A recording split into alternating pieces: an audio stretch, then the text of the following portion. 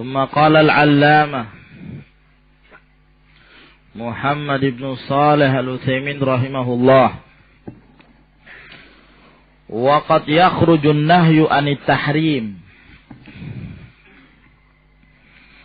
Dan terkadang keluar larangan itu dari hukum diharamkan. Ya. Keluar hukumnya. Jadi tidak haram. Ila ma'anin ukhra. Kepada makna-makna yang lain. Yakni kepada hukum-hukum yang lain. Li dalilin yaqtadhi dzalik. Karena adanya dalil yang menghendaki demikian. Naam. Karena adanya dalil. Faminha, maka di antaranya al-karahah, makruh. Kita telah mengetahui bahwa larangan itu kan ada dua macam. Kalau tegas berarti apa? Haram. Kalau tidak tegas makruh. Tapi asal hukum larangan adalah haram. Nah, kapan kita mengetahui tegas dan tidak tegasnya? Dilihat kepada qara'in. Nah, wa mathalu lidzalika. Coba perhatikan takbir Syekh Nuzaimin. Wa mathalu, mereka memberikan misal. Yang ada kemungkinan ini bukan pendapat Syekh rahimahullah.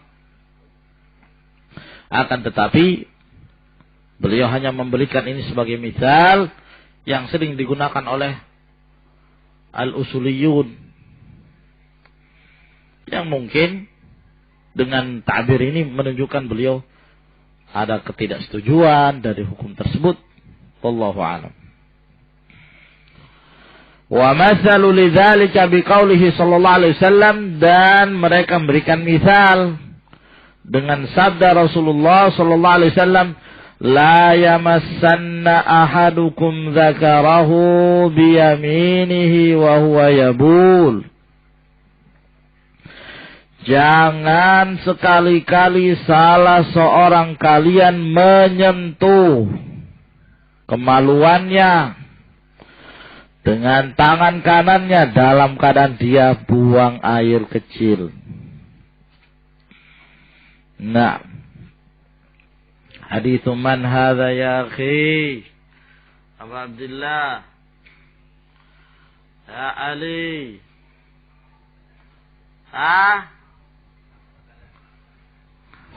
Nah, hadits Abi Qatadah. La yamassanna ahadukum dzakara bi yamin wa yabul. Thumma madza? Wala tamassana. Na'am. Indak ya Abdul Malik. La tamassa min al-khala' wa la yatanaffas fil ina. Faqad qala al-jumhur, berkata jumhur ulama, anna nahyahuna lil karahah, bahwa larangan di sini adalah larangan menunjukkan makruh. Li'anna dzakar bid'atun minal insan, karena kemaluan itu adalah salah satu anggota badan dari manusia. Wal hikmatu minan nahyi tanzihul yamin, dan hikmah dari larangan tersebut adalah mensucikan tangan kanan. Walhasil, apakah ini sharif? Wallahu a'lam bissawab, ini bukan sharif. Yang rajih pendapat mengatakan ini haram. Nah, tidak ada dalil yang memalingkannya. La yamassanna ahadukum dzakarahu biyamini wa yabul. Tidak boleh sama sekali. Nah. Ya, sehingga kalau dalil ini fihi nazar, hunaka amthilatun ukhra. Di sana ada misal-misal yang lain. Misalnya apa, ikhwan? Buang air menghadap atau membelakangi kiblat, ada sharif dari dalil. Nah. Apalagi ikhwan? Ada yang ngomong apa?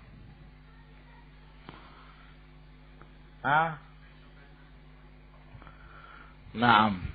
La yashrabanna ahdukum qa'iman. Wa fihi khilafun masyhur ma'ruf. Ya. Sant. Dan yang lainnya.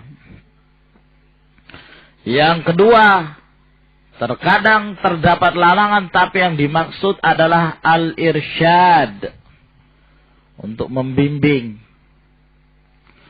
mengarahkan, menganjurkan. Mislu qaulihi sallallahu alaihi wasallam di Mu'az, seperti perkataan Nabi sallallahu alaihi wasallam kepada Mu'az, la tada'anna, jangan kamu tinggalkan. Itu kan larangan, jangan kamu tinggalkan. Tapi tidak menunjukkan wajibnya mengucapkan zikir ini. Atau ketika ditinggalkan jadi haram, tidak. Nah, akan tetapi larangan tersebut lil irsyad.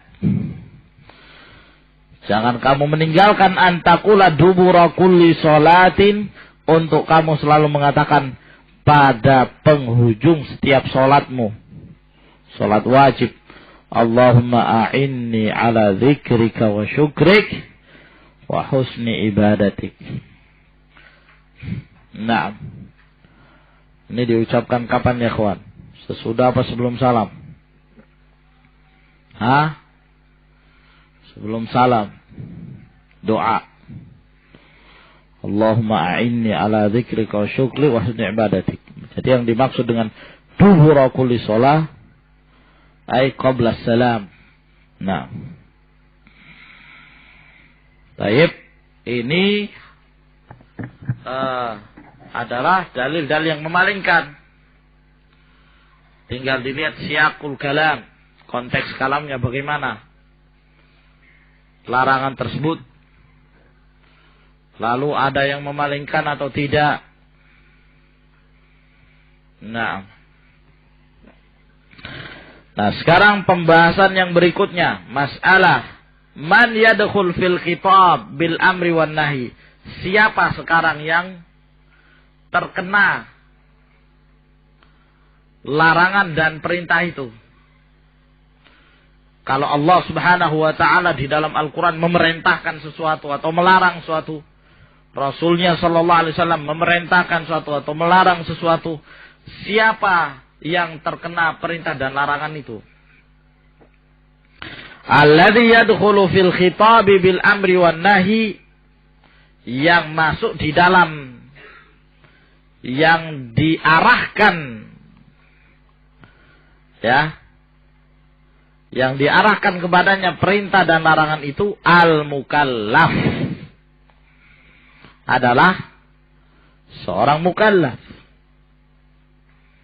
Nah, seorang mukallaf. Apa yang dimaksud mukallaf? Wa huwa, yang dimaksud al-mukallaf di sini al-balighul aqil, orang yang sudah balik dan berakal. Itu saja, dua syarat.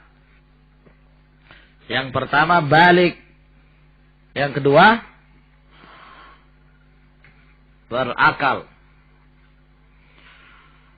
Nah, yang pertama balik. Oke, cara kita mengetahui seorang itu sudah balik ya akhi? Pembunya rambut di kemaluan. Naam, apalagi?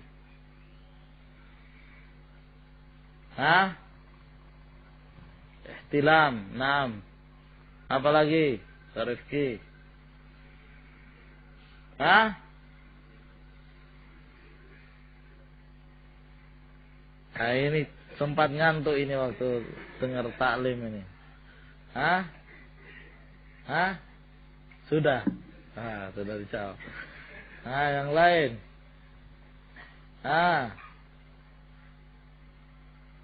Fauzan. Bahar. Bilal. Apa? Apa? Iya, berapa? Antum yang jelas ngomongnya. Ada yang tidak gitu loh, masih banyak yang tidak. Ya, para ulama memberikan batas 15. Nah, berdasarkan hadis Abdullah bin Umar itu. Nah, ketika beliau berumur 13 tahun masih ditolak. Tahun depannya beliau telah berumur 15 tahun. Pada perang Khandaq. Baru kemudian beliau diterima. Pendapat jumhur, na'am. Apalagi ya kawan? Abdul Majid. Haid, na'am. Datang bulan. Ya, itu tanda-tanda untuk menunjukkan seorang sudah balik. Kalau jenggot tadi? Nah, boleh nggak dikatakan kalau sudah berjenggot di wajah menunjukkan sudah jenggotan pula di bahagian lainnya? Hakdah, wallahu a'lam. Butuh penelitian. Butuh penelitian. Yang jelas belum tentu kalau di sini tidak ditumbuh jenggot di wajah, tidak berjenggot pula, ya kan? Naam ya Abdul Majid. Fa kharaja biqaulina al-balik as-saghir. Maka keluar dari persyaratan balik, maka tidak termasuk dalam mukallaf shaghir. Ya. Si kecil. Fala yukallafu bil amri wan nahyi, maka tidak diberikan beban perintah dan larangan. Taklifan musawiyan li taklifil balik, dengan pembebanan yang sama, setara seperti bebannya orang sudah balik. Ya. Tidak diberikan beban. Walakinnahu yu'maru bil ibadat, akan tetapi diperintahkan, dianjurkan bagi walinya untuk memerintahkan mereka beribadah. Ya, dibiasakan. Itulah yang dikatakan Nabi sallallahu alaihi wasallam, muru auladakum bisal wa hum abna'u sab'in. Perintahkan anakmu sholat di saat mereka berumur 7 tahun. Wadribuhum wa hum abna'u 10. Pukul mereka kalau enggak mau sholat di usia 10 tahun. Padahal mereka belum balik, tapi tamrin 'ala ta'ah. Dilatih untuk taat. Dilatih sholat jamaah. Ya, anak wanita dilatih berjilbab, terbiasa dengan jilbab. Naam, berhijab. Ba'da tamyiz, setelah dia mumayyiz. Mumayyiz yaitu apa? Bisa membedakan, yakni mana? Fahmul khitab wa raddul jawab. Itu ciri-ciri seorang mumayyiz. Bisa memahami percakapan, bisa bisa memahami percakapan dan bisa menjawab. Ya. Nah, di saat diajak dialog, dia bisa ngajak dialog. Nah, ditanya dia bisa menjawab, bisa membedakan, ya. Nah, mana yang laki, mana yang perempuan, mana yang cantik, mana yang tidak, gitu loh. Itu namanya mumayyiz. Maka diperintahkan mereka dalam rangka untuk membiasakan taat. Wa yumna'u minal ma'asi liya'tadal kafu anha, dan dicegah dari perbuatan maksiat agar terbiasa untuk menahan diri darinya. Ya, jangan mentang-mentang belum balik. Dibiarkan anaknya jadi pencuri, dibiarkan anaknya terlatih untuk melakukan kemaksiatan yang mumpung belum balik. Lah, jangan, karena kebiasaan kecil itu akan terbawa-bawa di saat dia mencapai usia balik. Wallahu a'lamu bissawab.